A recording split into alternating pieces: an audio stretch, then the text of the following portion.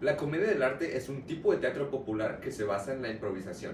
Nació en el siglo XVI en Italia y se extendió hasta el siglo XVIII. Algunas de sus características incluyen la oficialización de la actuación como profesión, la inclusión de mujeres en escena por primera vez, como por ejemplo Isabella Andreini, y el hecho de que siempre era realizado en espacios abiertos.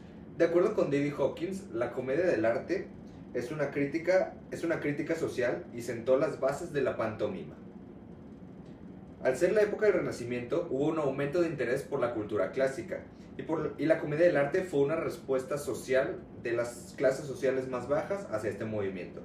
Gabriela Briceño indica que algunos de los factores que impulsaron la popularidad de la comedia del arte fueron el declive de las comedias eruditas y literarias, las cuales sentaron las bases para las situaciones que se presentan en la comedia del arte; la Reforma Protestante, la cual buscaba reducir el poder de la Iglesia Católica en Europa; y las clases sociales muy marcadas de la época, las cuales permitieron que todos los personajes de la comedia del arte fueran creados, de los cuales hablaremos más adelante. Y por último, las conexiones económicas entre las grandes ciudades italianas del momento, como Milán y Venecia, permitieron el esparcimiento de la comedia del arte por toda Italia y posteriormente en algunas partes de Europa, principalmente en Francia. La comedia del arte, al ser teatro popular, solo incluía situaciones de la vida cotidiana o que fueran comunes, por ejemplo situaciones amorosas o cómicas. Esto con el objetivo de que su audiencia, es decir, las clases más bajas, pudieran sentirse identificadas.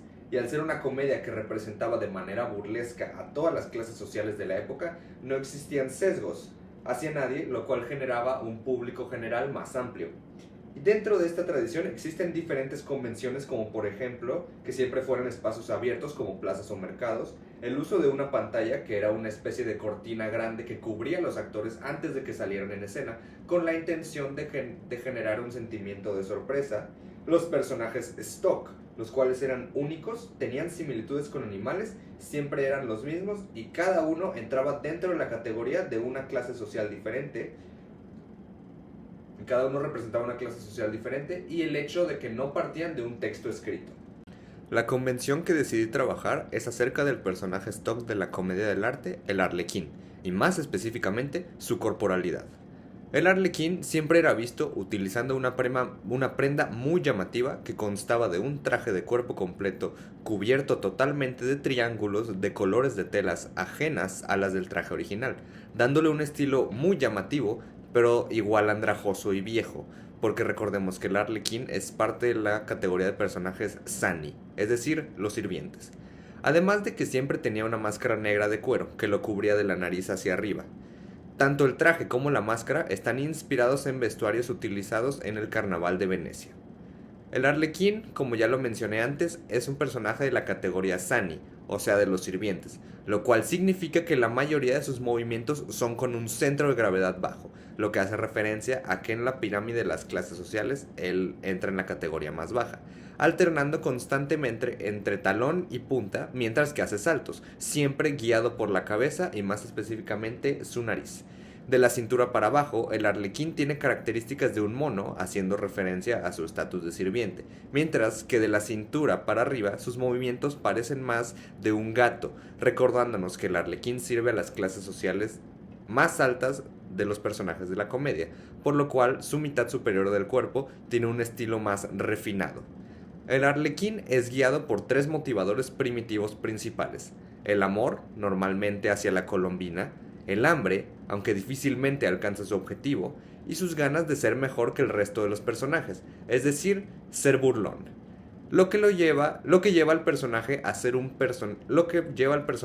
completamente reactivo, contrario a lo que sería un personaje proactivo como Brigela, por ejemplo, que es otro personaje que entra dentro de la categoría Sani, que es con quien normalmente se empareja al arlequín. En resumen, el arlequín se mueve con un centro de gravedad bajo, las piernas extendidas con las rodillas dobladas. Posteriormente, mientras se mantiene bajo, extiende un pie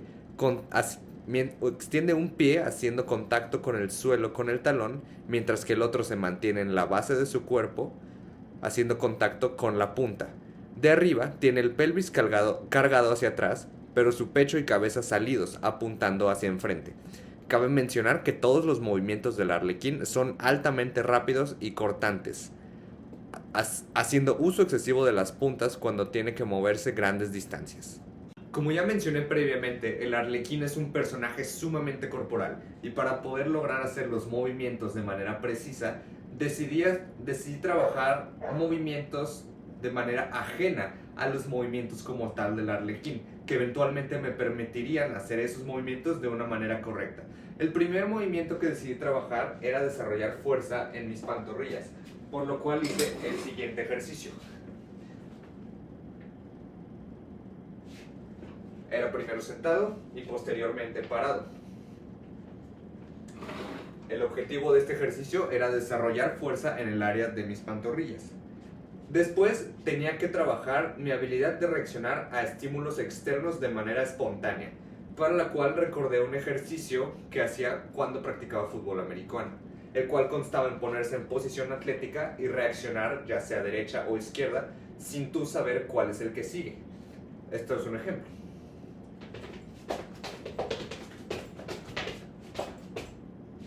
Y por último, la flexibilidad. Para trabajar flexibilidad decidí hacer yoga en mi casa, fuera de las sesiones que trabajamos en clase. Y el ejercicio que en mi opinión me ayudó más a poder llegar a hacer los movimientos del arlequín de manera correcta fue el saludo al sol, el cual consta en ponerse así, echarse para atrás, bajar y hacer el saludo. En mi opinión, este ejercicio me ayudó porque, como pueden notarlo, hay una gran diferencia entre la parte superior de mi cuerpo y la parte inferior. Todos estos ejercicios previamente mencionados fueron realizados con el objetivo de poder hacer los movimientos del arlequín de manera correcta. Es decir, se hizo una descomposición de lo que se necesitaba en el movimiento de verdad y se trabajó de manera segregada. Después de trabajar con los movimientos de manera seccionada, fue momento de ponerlos en práctica. Los movimientos del arlequín constan de tres principales: su caminata normal,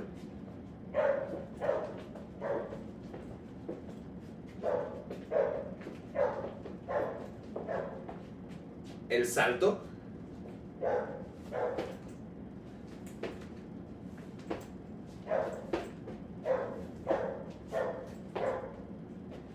y su caminata apresurada.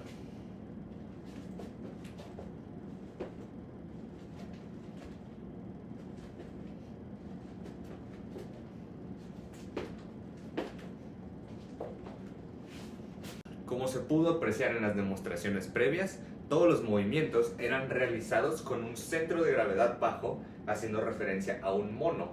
Sin embargo, de la cintura para arriba se tenía una corporalidad más relajada, lo que asemeja a un gato. Y si se pone atención al trabajo de pies, el que está abajo de ti siempre va con la punta y el que está afuera siempre con el talón, alternando constantemente. Entonces tenemos centro de gravedad bajo de un mono y ligereza de un gato arriba, con punta justo abajo del cuerpo y talón extendido. Para la parte de la experimentación decidí experimentar con un texto del libro Comedia del Arte, An Actor's Handbook, escrito por John Rowling. Al leer el texto me di cuenta de que con los tres movimientos principales que trabajé no me sería suficiente, ya que me requería caminar largas distancias, lo cual no podía ser logrado de manera natural usando solo los tres movimientos que trabajé. Sin embargo, después de escoger una parte del texto más reducida, me di cuenta de que no tendría que incorporar tantos movimientos nuevos como pensaba yo, y simplemente tenía que incorporar la aparición en escena del arlequín y movimientos veloces en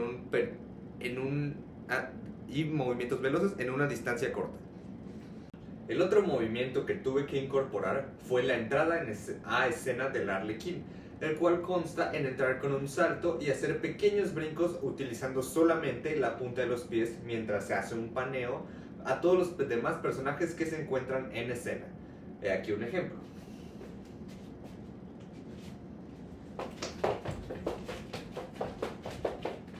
Después de trabajar este último movimiento y ponerlo en mi base de datos de movimientos esenciales para el arlequín, decidí ponerlos en contexto de un monólogo de comedia del arte del Arlequín, sacado del libro que previamente les mencioné. Esto con el objetivo de poder aplicar los movimientos dentro de un contexto donde donde tengan reacción y diálogo, para así sacarlos de esta zona de aislamiento y poder trabajarlos y verlos en conjunto. Y este fue el resultado.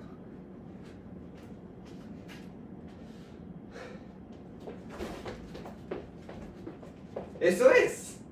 Vamos a la horca. ¿La horca? ¿Te estás escuchando? ¿Matarte por una mujer? Sí, pero cuando una mujer traiciona a un hombre, es algo horrible. Lo es, pero cuando estés colgado, ¿vas a estar mejor?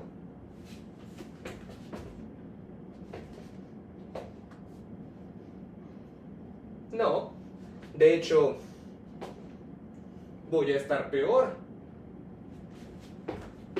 Exacto, y tú lo que quieres es estar mejor, ¿no es así? ¿Qué tienes que decir al respecto? Bueno, si quieres compartir los beneficios, puedes venir.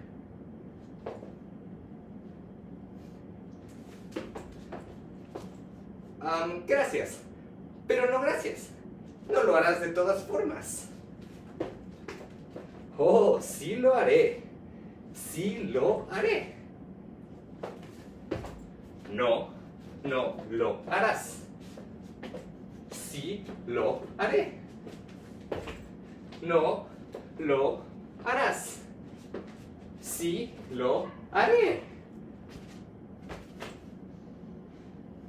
Listo. Eso debe deshacerse de la peste. Ahora, a la horca. Trabajar con los movimientos del Arlequín de manera aislada definitivamente es diferente allá cuando los pones en un contexto dentro de un monólogo de comedia del arte. Haciéndolo me di cuenta de que trabajarlos de manera aislada eres tú tú moviéndote como crees que se mueve el personaje. Sin embargo, ya cuando lo aplicas en el contexto del monólogo, te das cuenta de que haciendo el movimiento es el personaje reaccionando al estímulo que le da el texto, lo cual creo que es algo muy interesante y me hizo dar cuenta que en mi fase de en mi fase de exploración, carecí de ciertos aspectos como lo son la flexibilidad, lo cual yo creo que es un área de mejora si es que volviera a trabajar esta convención en algún otro momento. Además, como reflexión final del proyecto, me di cuenta que al iniciar el proceso de investigación fue diferente. Ya no solo tenía que recopilar datos generales de la tradición y de la convención, sino que tenía que conocer ambos a profundidad. Además, la fase de investigación yo creo que se puede resumir en que cada parte del proyecto tenía su fecha de entrega, lo cual me obligó a mí como estudiante a organizar mis tiempos y tratar de entregar todo en tiempo y forma.